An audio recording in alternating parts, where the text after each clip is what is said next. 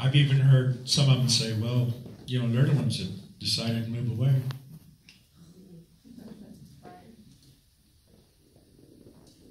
You know, I've even heard one council member tell a person up in Oklahoma City that, you know, why should I help you? You know, that was your decision.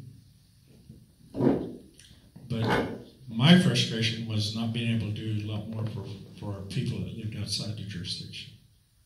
And I was opposed to that because I advocated for that. So, but that doesn't mean now, I mean, California is a good example that you can't be a force in what's going on in Creek Nation. Because California is. I can tell you that. Can you advertise? Can you in the Creek newspaper about the coalition? You can, hopefully. Not with the school media now. Should be cut out. There's an issue with that. Okay. Oh, really? Yeah. Oh, well. Yeah, and I think David's got a contact with Jason to try to do something on that. Jason actually contacted me about 10 days ago, and he said, hey, I think it's a great idea what you're doing, we'd like to do a story. And so I put him in contact with Ben, and we never got that call. So I become so disappointed with our nation, Seminole Creek Nation, that I've kind of taken the stance like, I'm going to do it, and I'm not going to ask them for anything. You know, that's always been my approach. If they reach out to me, that's one thing, but I'm not going to hold my breath. And that's what I've always done.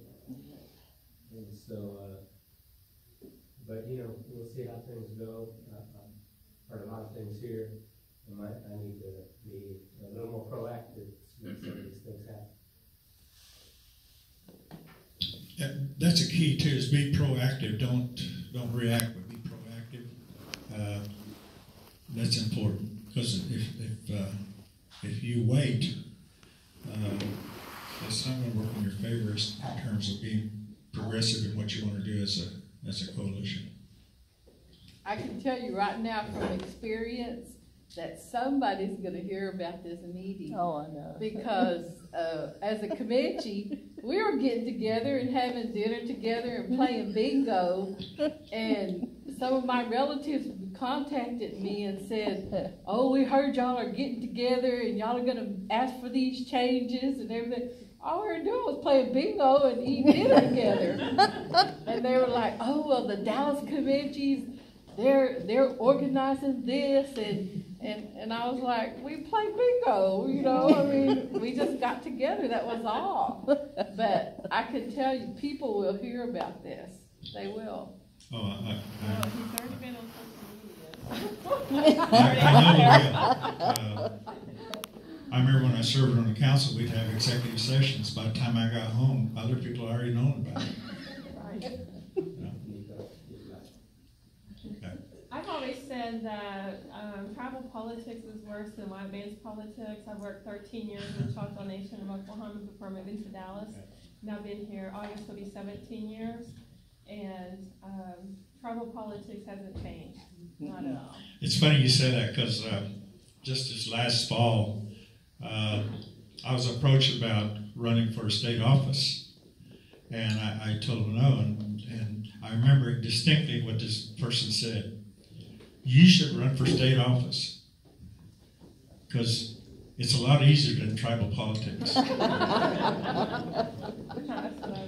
I want to thank you for allowing me to be here this evening, and I want to thank David for giving me the opportunity. Like I said, I wasn't here on a political mission or anything like that, but I've always been an advocate for our people that live outside the jurisdiction. I want to encourage you to really think about continuing this coalition. But to react to your concern about people already knowing something, I think sometimes that we should use that as a motivation factor to show that there are some things that we as Indian people can do by working together and this may be a good start. Thank you very much.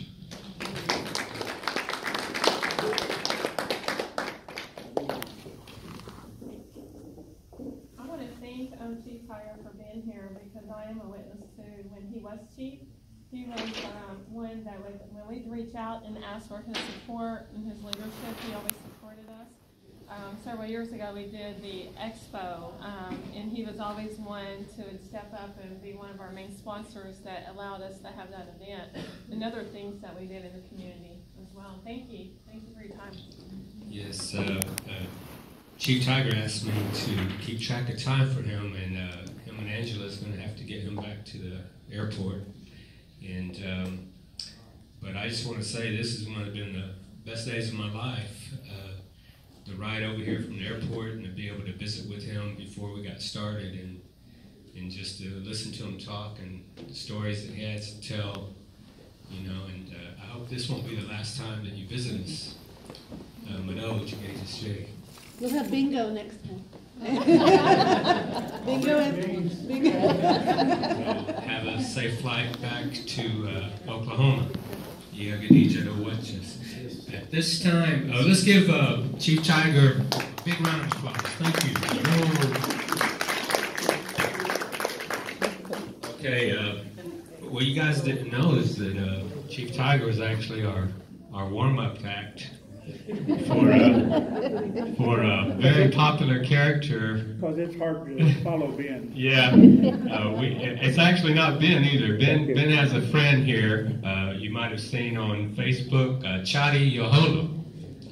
Raise your hand if you've seen Chadi Yohola. Okay, so Chadi Yohola almost got left home this evening.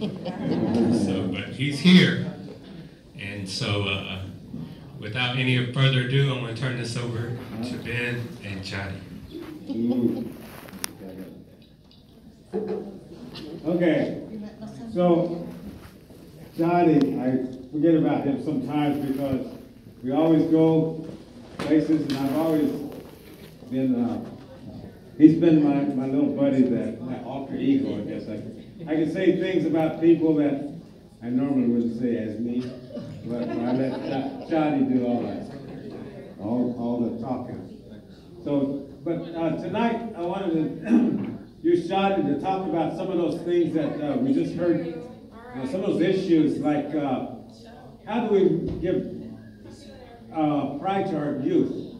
And the things I know is that, see, Muscovia was my first language until I was 6. Then I was sent to a boarding school to learn. And from that time, they taught me fear, a lot of fear. But it was the fear. At the church, you know, from the church is I have to be afraid of this, I have to be afraid of that, or God's going to kill my mom and my dad, and all this stuff. Like, gosh, this is the way my Christianization was at first at Jones Academy. So, Chadi, what we tanga? Yahayo inagit the way I was taught at Jones Academy. Okay?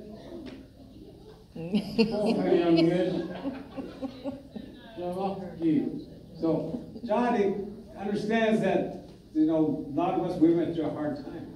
But, you know, in knowing, I'm going to say most of this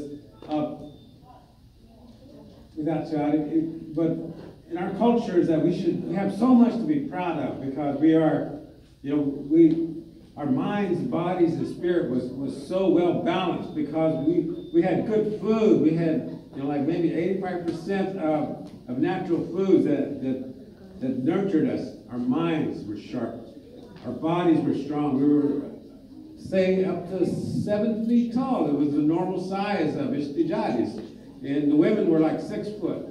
But what I see is that the development of our medicines, a person's mind, body, and spirit has to be in balance with nature, the natural world, for the ideas, the thoughts to formulate into something that's going to carry a nation into the future.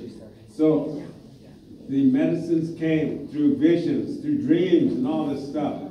And it was always, like, at first it's always a test, but as a part of learning these medicines had to take time for people to say it works. And it works because there's faith. It works because we are humble. It works because we have love. And it also works because we have obedience to the rules on how to share these things. And sometimes, like today, you hear a lot of people selling medicine. You come to my house and you'll see that sign that says $400. Just pay it when you walk in, because that's what I charge to talk at the door. Pay $400, then we'll talk. But whether I help you or not, it's up to you, I guess. That's what I'm hearing. That's what's happening today in our Indian culture. We're beginning to sell our ways. But the old way is that you give what you think it's worth. Nobody was supposed to charge for medicines. Indian medicines, our medicines. It's not meant to be exploited that way. When you become in the Hilishaya, and say you got to have those: love, faith, humility, and obedience. And so without that, then how is anybody going to be healed if you don't have love? You're making the medicine, you sing the song, but you don't have love. And so all of that is being transferred to that species, that life form that does have the power that you don't have. And it's called Ibokfanga.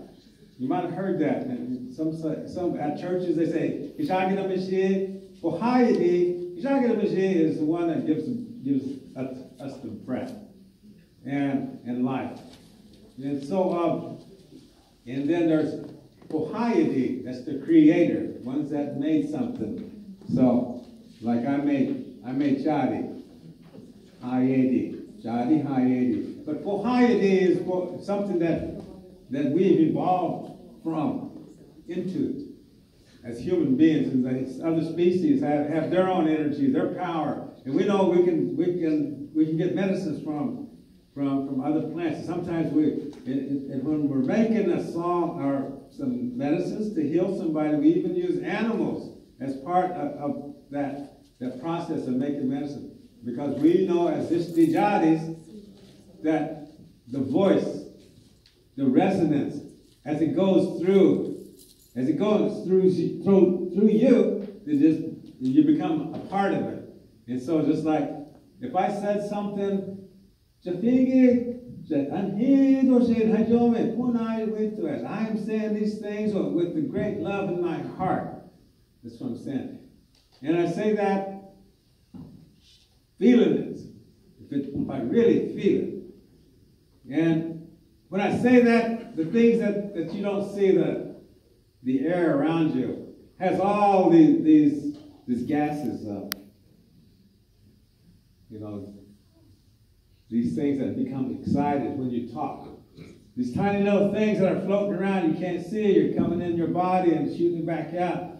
Those are being excited by your, these microbial organisms that's flying around you, that we can excite just by our utterance of what we say. So Ishtijadi Bonaga. So when we always talk that in that Ishtijadi Bonaga, Julagi Bonaga, meaning the old talk is that when the old talk has always had it's a calm way of talking. Ishtijadi Bonagadari, Yadadi Hajome, Hobonagadari, Hajowa, Nagidari Magani, Yadadi Hajome, Ishtijadi Nagidari, Angetagit, Umatis, Yadadi Hajome Maga. So you see the rhythm, the iambic pentameter.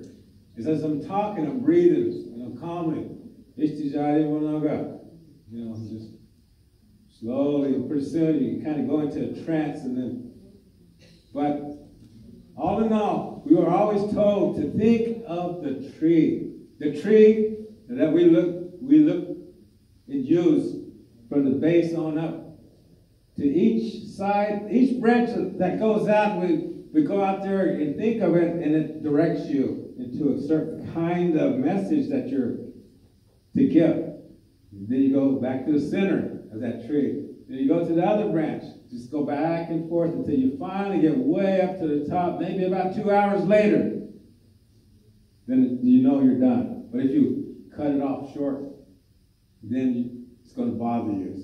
And that whole spirit of the message that you were supposed to give is going to start bothering you. And you're not going to sleep. You have to finish. You have to finish your message. That's the old Istijadi way, that you do it with love. But it's not you, but it's that the other things around you, even that tree that is sending you the message, and you become the portal to that. But this is how Istijadi people work. This is how they evolve into today. You know, we are who we are today, but we are forgetting who we come from and forgetting our traditions and how strong our medicine is, our Indian medicine. and so it is up to the individuals that carry that knowledge to have that love, faith, humility, and obedience. Otherwise, we begin to lose it and begin to look at it as some kind of knowledge to exploit.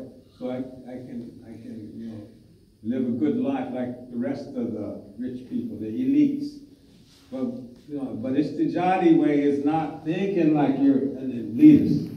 You have to be humble, and that's where I think today we're losing all that stuff. But that knowledge is out there, and I always say, even though it's forgotten by my ancestors who decided to say, I'm now Christian, so I'm not going to use that anymore because that come from, and the preacher told me, the bishop or the priest told me that knowledge was from pagans.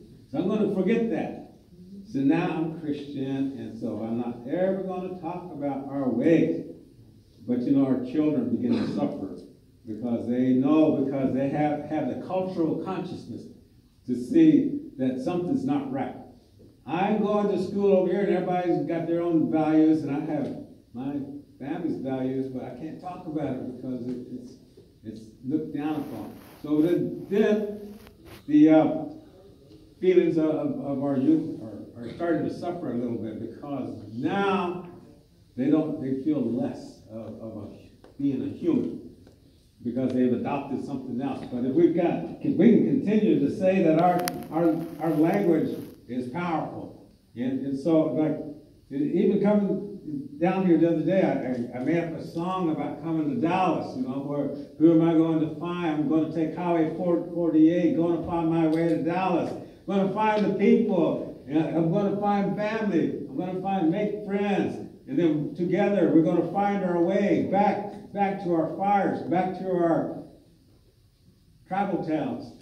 The mothers fire, the mothers tribal town. This is kind of like the song that I was singing, and I really liked it.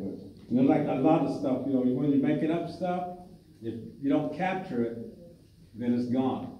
And so it just so happened, my friend Nita K recorded that one, and I was listening to it. But I wish I could have sang it tonight, but I'm not even prepared for it because a lot of times it's just that you start playing and then things just flow. You just let it go, and because it's just because I like it. I remember part of it because it's just kind of like you ever let your mind just flow and then you begin to say things, and sometimes you think, wow, that sounds good. And you get chill bumps on, and then next thing you know, then you lose track of what you're talking about. But that happens a lot of times when you have just be humble and just let it flow. Breathe, relax. But in this Istijadi way, we do have that understanding that it's like Ajulagi. Ajulagi is always with us. Those are the ancestors and guiding us. Sometimes we think of something and it begins to kind of guide our thinking, but it's a thought that creeped in about what you were going to do, but then you change your mind because it just didn't seem right, so maybe you turn, and then later on you realize had you gone on, something terrible would have happened. All this stuff. I mean, we hear incidents like that relatives go up to the Merle Federal Building, but the car wouldn't start. They get there late, and the whole place is all blown up, and things like that. Just I had family talk about that, and even my sister used to go over there every day at 9 o'clock for coffee at her friend's, and that day her friend didn't go to work, so she didn't go. It's just that time when that explosion occurred.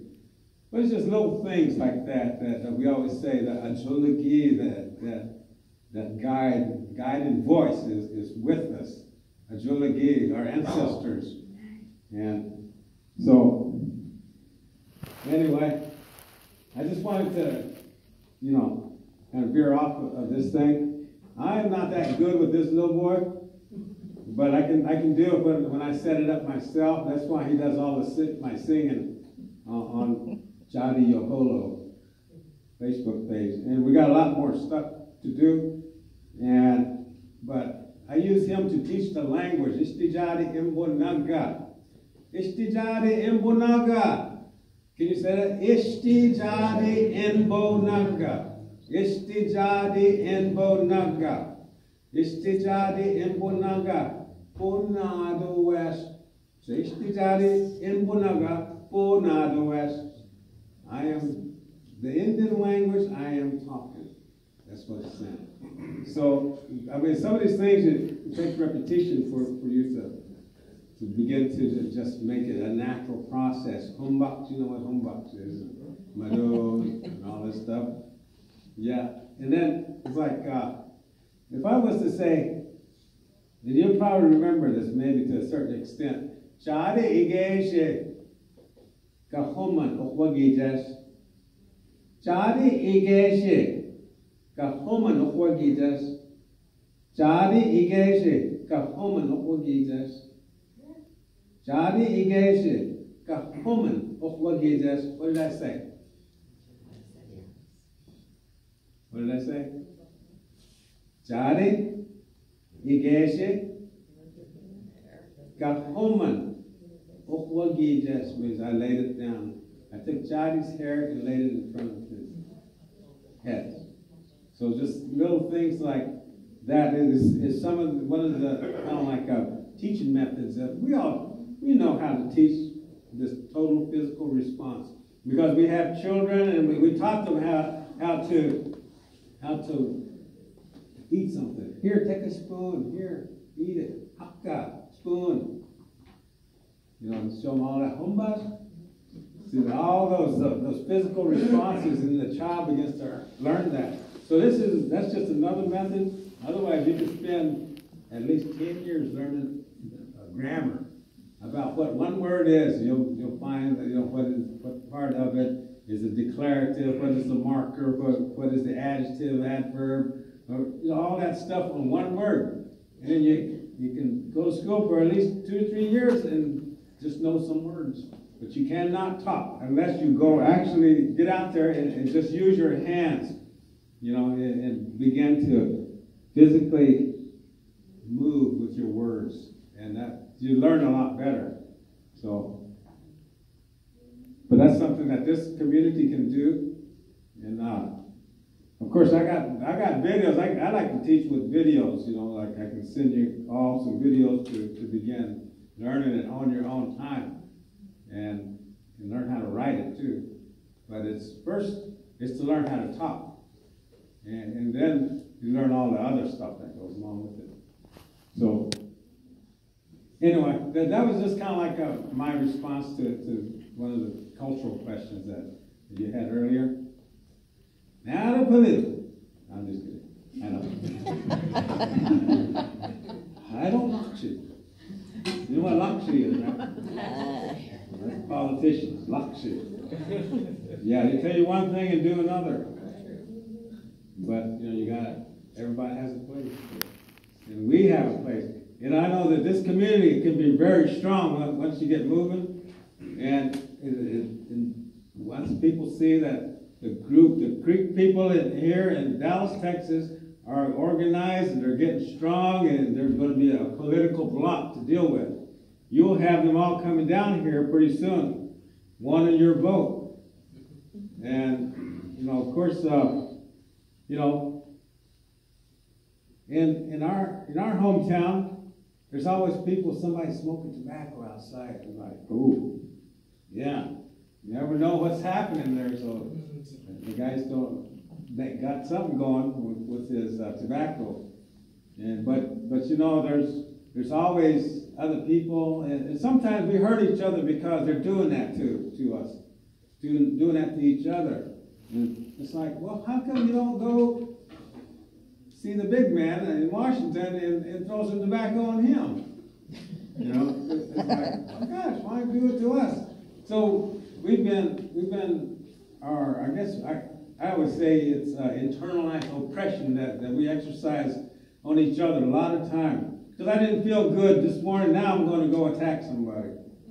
Misery loves company, so I'm going to do my best to get somebody's attention. But that happens a lot, you know, because all of us, we've been oppressed so much over the years. You know, even the food that we're getting today is not as healthy. But, you know, because of the oppression, and we learned from some of our leaders how to oppress the others. So it's always been interesting to see how far will they go. You know, it's always, to me, is somebody humble, or do they have love, or whatever? You know, so I'm talking about the politicians that sometimes they come with great promises, and it's good. It's a feel-good kind of circumstance, and but in reality, you know, we go back home and see things that are slow to change. So, but we have to take our individual power and put it to work, you know. And some of you, like George was talking about, call the, you know, the representatives up there. How much will they help you? Are they even interested in helping you? They are. They will be. If more people start calling, and then more articles are starting to be written from this area, you know, talking about, you know, the organizing work that you guys are doing, what you see. What do you see as your future from living in an urban society? You know, what is your future going to be like? What is your